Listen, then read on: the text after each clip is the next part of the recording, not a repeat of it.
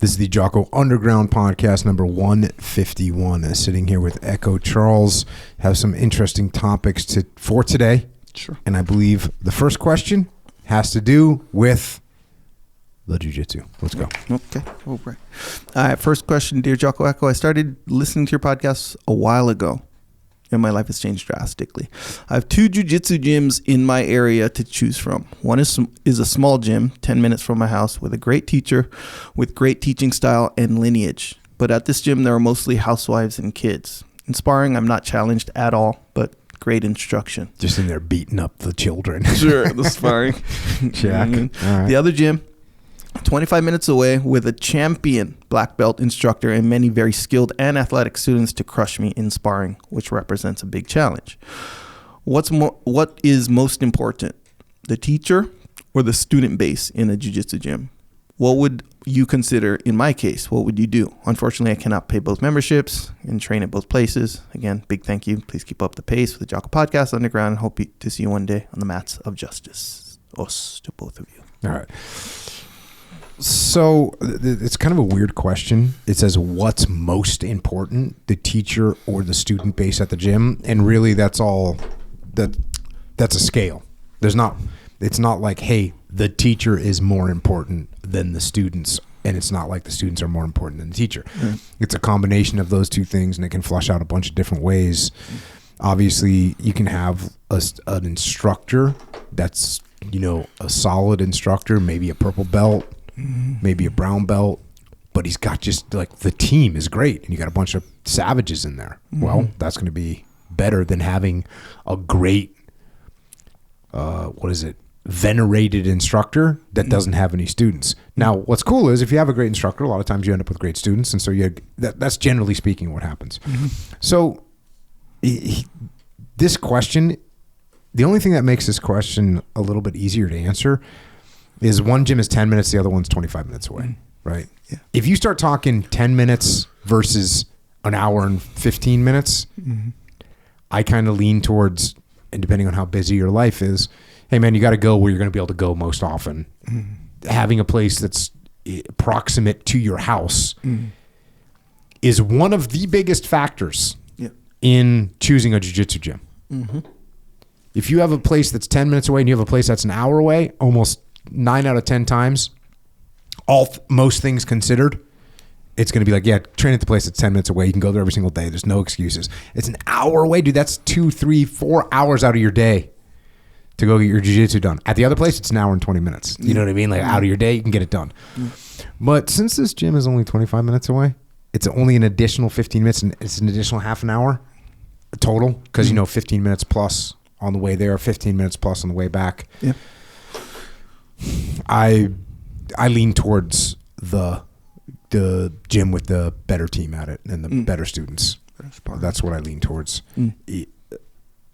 If I went into that gym and it had a bad vibe, if the big gym had a bad vibe, or the instructor was not there, or whatever the case may be, there could be problems with it. But in this, pretty straightforward.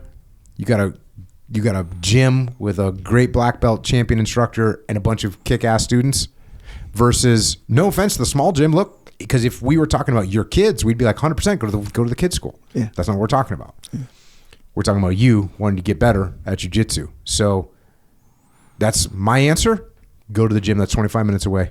That's where you should train. What do you think, Echo Charles? Same. Yeah. Same. 100%. Given, if there's, and I'm trying to think if he indicated like his kind of personal stats, how old, what's his thing, and if I remember correctly, he's like just a middle of the road person, like 30s something. He doesn't have some kids. Yeah, I think I shortened the question a little bit. It could have been a different question, but either way, it doesn't matter. Here's the point. Point is, yes, given certain circumstances, you go with the one with the kids and the housewives, quote unquote. Good instructor, good, really super extra mellow environment. If you edited out part of the question that said he had kids, this is a totally different thing. No, he's talking about himself, though. I know, but check this out. If I have kids, what's my priority in life? Kids. Is it me getting better at jiu-jitsu at the better school? No, it's not. No. It's the kids getting better. Yeah.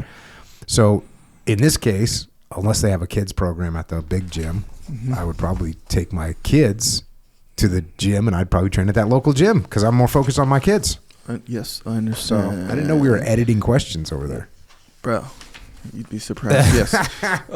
Well, here's the thing. Pertinent information was removed. Fully, and maybe I don't know. I'm saying maybe this was this question, maybe it was another one. Here's the whole point by saying that is, yeah, you're right. If that is the case, then that's a different question. What are you looking for? Exactly. Yeah, exactly. Right. Right. So what are you looking for? Yeah. So what's more important? Basically the sparring versus the instruction, and where it's like inverse, where the sparring and the instruction maybe it doesn't make the impact that I maybe expect or whatever, for lack of a better way of putting it. But the sparring is freaking challenging, awesome, freaking I'm going to be pushed, right? Or the exact opposite. Instructor is freaking awesome, but the sparring, no challenge. You know, I am not pushed at all. What's more important? Kind of black and white scenario. And I agree with you, yes, because as a male, unless you're super old, and like not super old, but you know, if you're in the old realm, 65 70. plus, you know, yeah, exactly right. Or you're super young, a child, a kid.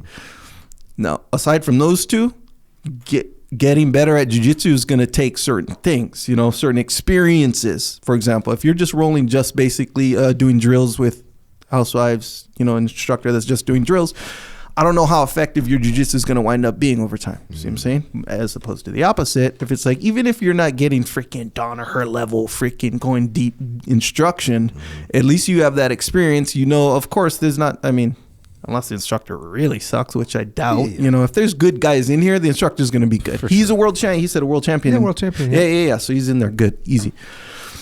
But he's getting that hardcore sparring experience.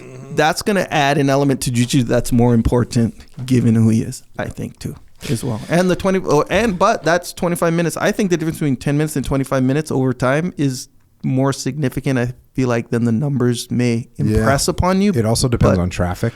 Yeah. Like, what's your traffic situation? Yeah. Because if it's like, if you live in the middle of nowhere and it's 25 minutes regardless of what time of day and all that stuff, because in California or New York or Boston, what takes 25 minutes at noon, at 5 o'clock at night can take an hour. Yeah.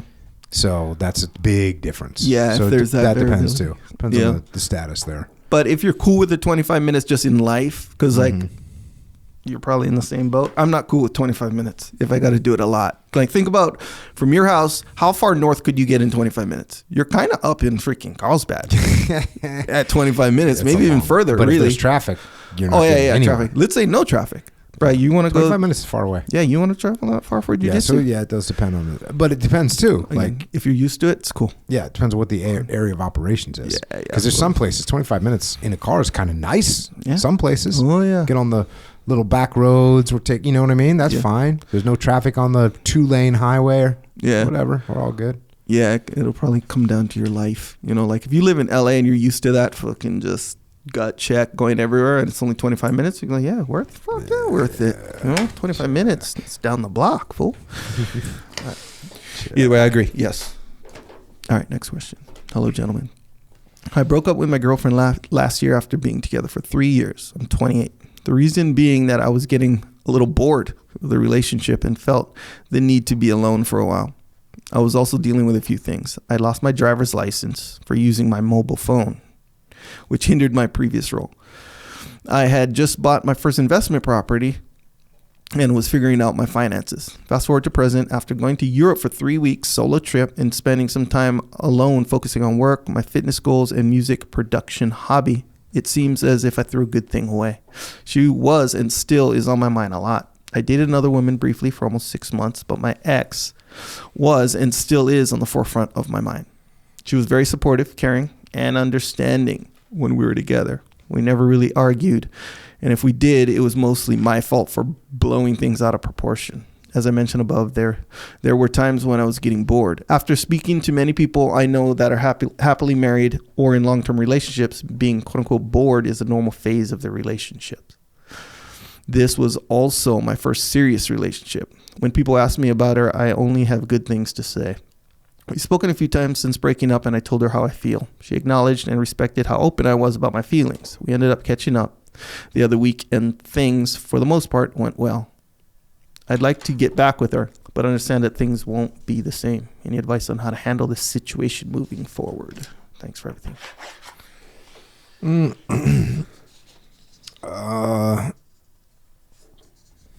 Well, one thing that comes to mind here, the whole boredom thing, like what is that? I'm not 100% sure what that, what did that mean, right? For this particular dude, right? Because bored, if you eat prime rib every night, look, dude,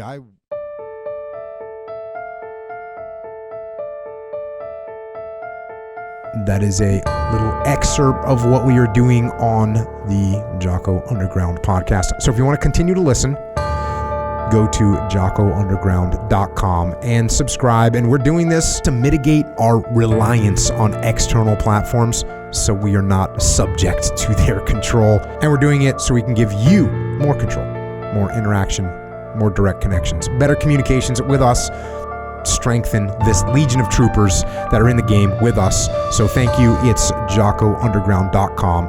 It costs $8.18 a month. And if you can't afford to support us, we can still support you. Just email assistance@jockounderground.com and we'll get you taken care of. Until then, we will see you mobilized underground.